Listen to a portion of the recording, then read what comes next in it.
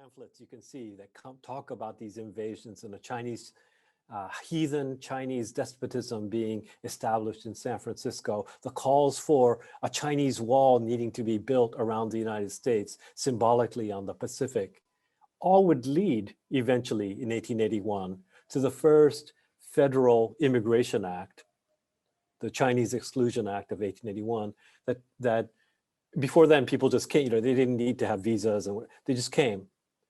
But now one particular group was targeted for exclusion, could not come, was not welcome in America.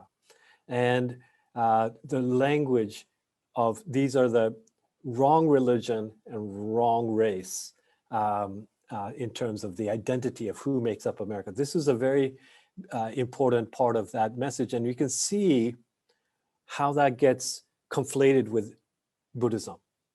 At that time, the language used was the yellow peril, like this kind of invasion of peoples. And then they would often tie it kind of like what we've been hearing about the China virus today, this kind of like diseased peoples coming and invading a pure territory. And in this case, you can see imagistically a kind of light that is shone by the Christian cross, illuminating a place, being threatened by these, ominous dark clouds in the distance, with the Buddha coming closer and closer. This is from the 1800s, and you can see during World War II, 1943, you have a similar kind of image. A samurai riding a mechanistic militarized, tank, but with the Buddha kind of like at the front face of it. So I guess what I'm the point I'm trying to make here is that when we talk about what's happening with vandalism in Orange County or in Little Tokyo, Asian American Buddhists have been seen as a kind of threat for a long time. And so what happened during World War II to many members of our Zen Buddhist lineage who had temples in Los Angeles or in San Francisco, et cetera, this is part of a longer history. And I think many of you have heard of this Executive Order 9066. It's kind of like the travel ban that, with the targeting Muslims. Neither executive order mentions the target, right? So Executive Order 9066 doesn't mention the word Japan or Japanese American or anything like that.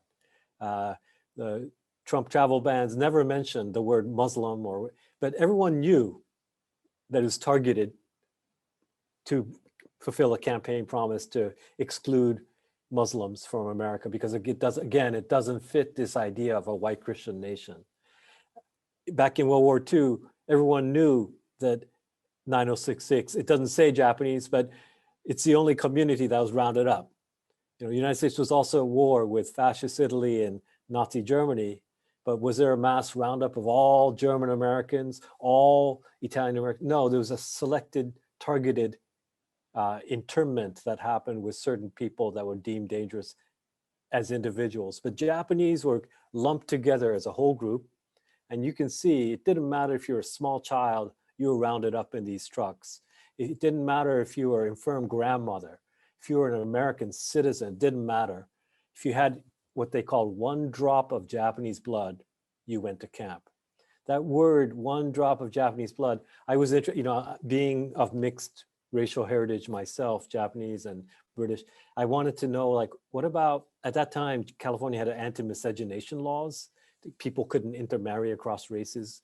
And so a lot of kids like me would be abandoned into orphanages. And here in Los Angeles, there was one orphanage where the orphanage director asked the architect of this internment and incarceration process, Colonel Carl Bendiston, if the executive order applied to these mixed race children, babies, 3-year-olds, 7-year-olds at the orphanage. And his reply was, if they have a single drop of Japanese blood in them, I want them in camp.